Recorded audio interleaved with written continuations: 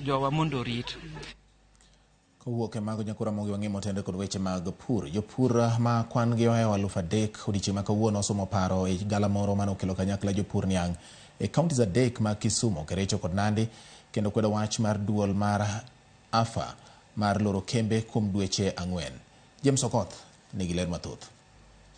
Hii ile factory walishindwa ku maintain factory zao, na serikali ndio iko na shares na hizo factory, na wakulima walishindwa kulipwa, na ndio kwa sababu wakulima wengi walichelewa kupanda miwa. Motelo ne paro mar loro kembe Regoniang, duol matayo weche sukari e pachoka, AFA ne ogolo chik mar loro kembe mag rego sukari e pachoka kuom dweche 4 mondo jopur ne yud thuolo mar nyago niang'.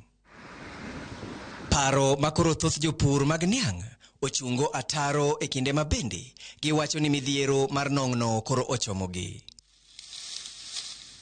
Waromo gi japur kalimo puothe mar niang' kendo otimo ikruok mar neno ni onyago niang' e yo makare, kata obedo ni oonge gi geno mar biro tong'ogi.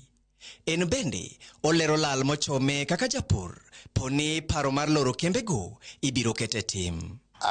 Odhi wito na tan nikech an kachiel ajayudoga tan 55, odhi wito tan 10, to tan 10 gi pesa masani en shilingi 47,000, nikech odhi kadho ndalone.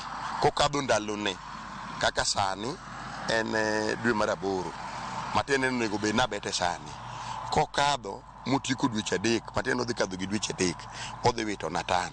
Okwayo piny owacho ni kiloro kembe mag rego niang' to mondo owe kambi achiel e alwora manyando Sugar Belt, kaka piny owacho owe kembe moko kuonde mamoko. Kaka giweyo faktoche moko Migori, Usoni, giwe moko West Kenya, agombo ni mondo marwa nyando Sugar Belt ka giwenwa faktori achiel mokwaluongo nyinge.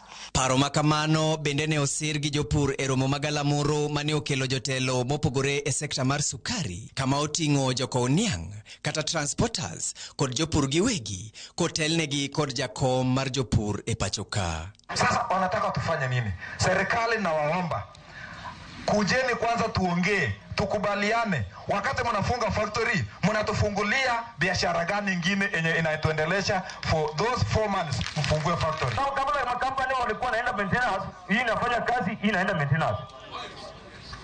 Lakini kama akimaliza hii inaanza, hii inaendelea mbele, hii inaenda maintenance. Na hii ni gani inafunga makampani yote? Hii ni Kenya gani? Na tunaishi namna gani? Tutakaa namna gani? Wakubwa wetu wenye tulichagua waende kwa parliament wanafanya kazi gani?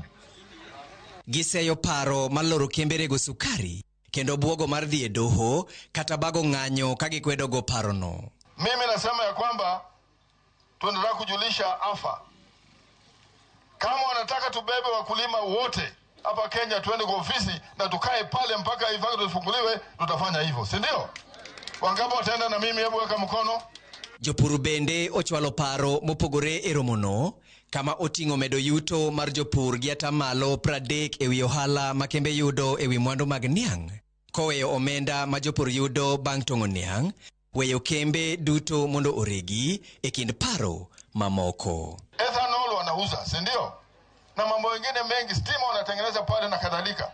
Hiyo pesa yote wale wanafanya hiyo inaenda kwa mila, na wewe mkulima unalipa miwa peke yake. Ni ashara ama hapana ashara? Na ukienda nchi zingine, India, South Africa, kila mahali, hiyo vitu kuna percentage ambayo wanalipa. E kinde ma jopur mag niang' chwalo ywakgi ni piny owacho kachiwo pachgi e yore ma ginyalo bugogo yuto margi, penjo en ni japiny to biro ywak ne ng'a, ahinya to e kinde ma nengo sukari koro oidho. James Okoth, Ramogi TV.